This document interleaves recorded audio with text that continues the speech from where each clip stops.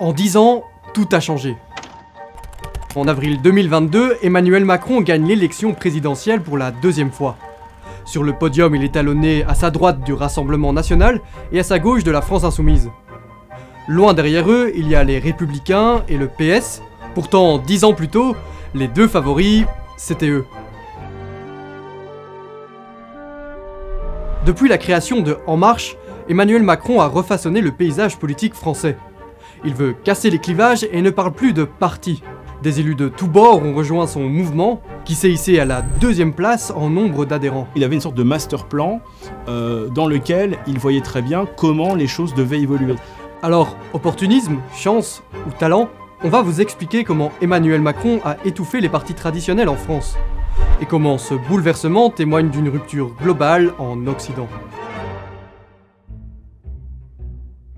En mai 2017, Emmanuel Macron devient le 8e président de la 5e République.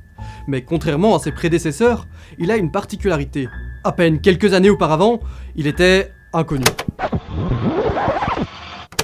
Sa première apparition, c'est sous le mandat de François Hollande en 2012. Il est secrétaire adjoint au président et puis ministre. S'il gravit les échelons aussi vite et finit lui-même par devenir président, c'est parce que quand il arrive, la politique française est en pleine métamorphose.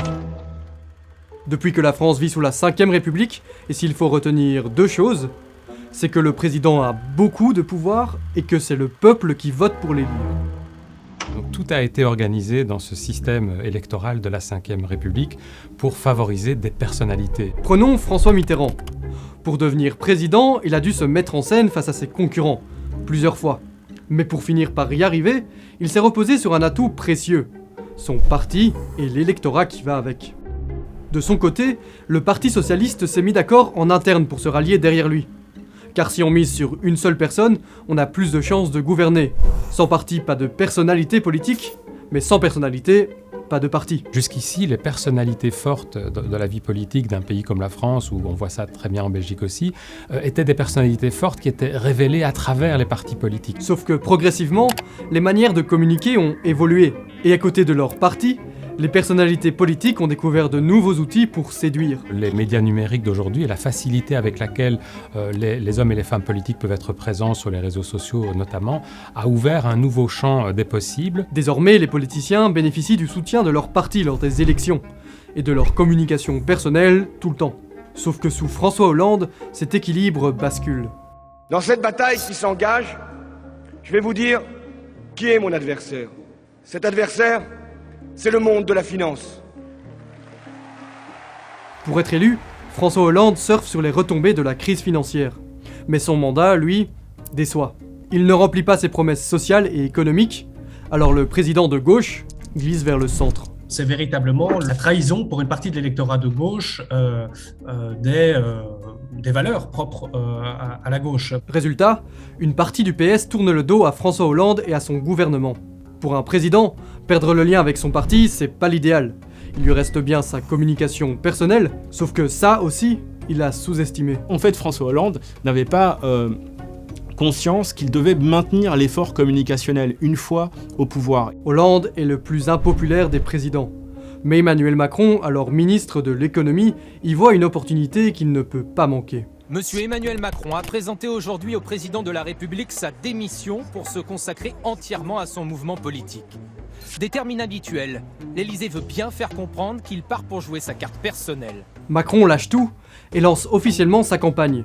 Il ne se base plus sur la force d'un parti, mais bien sur sa personne et sur son mouvement. Il était hors système quand il s'est présenté il y a 5 ans, et ça a sans doute fait une partie de son attrait auprès des électeurs qui étaient un peu en révolte face aux partis politiques qu'ils voyaient comme étant les incarnations d'une vie politique et démocratique passée.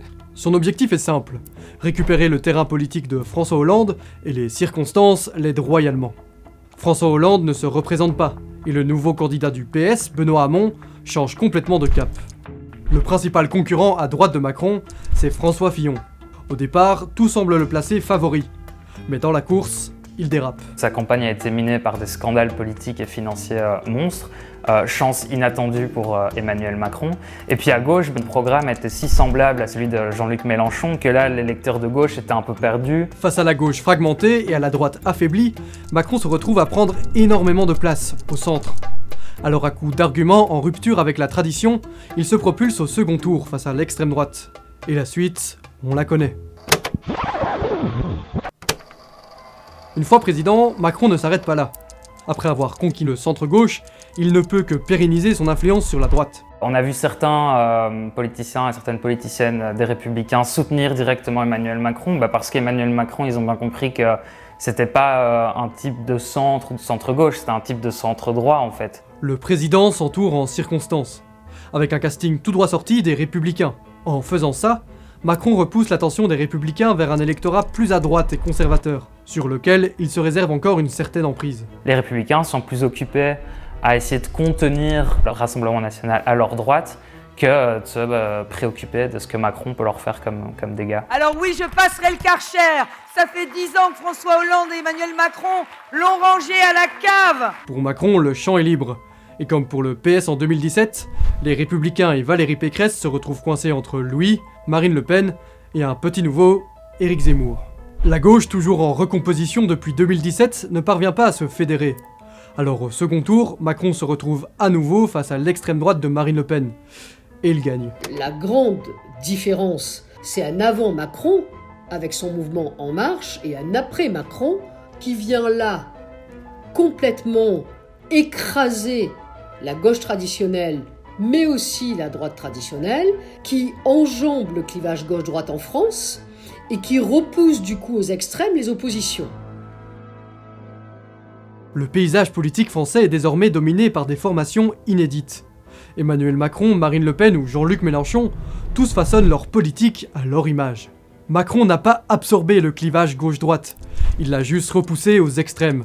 Mais il a surtout délimité plus clairement 3 grands blocs. Macron qui incarnerait ce bloc bourgeois, grand bloc du centre. Il y aurait un bloc nationaliste d'autre part et un bloc social-écologique par ailleurs. Alors au final, un nouvel écart idéologique se dessine. Il oppose les satisfaits du néolibéralisme et de la mondialisation aux autres. L'une des choses qui soude le bloc bourgeois, c'est l'acceptation de la mondialisation, de la construction européenne et leur approfondissement, là où c'est quelque chose qui soude le camp de l'extrême droite contre, et là où c'est quelque chose qui a tendance à diviser en interne le bloc social écologique, au bénéfice de Macron et de son bloc bourgeois, qui est probablement le plus solide et le plus unitaire des 3 blocs qui sont en train de se constituer dans cette nouvelle configuration.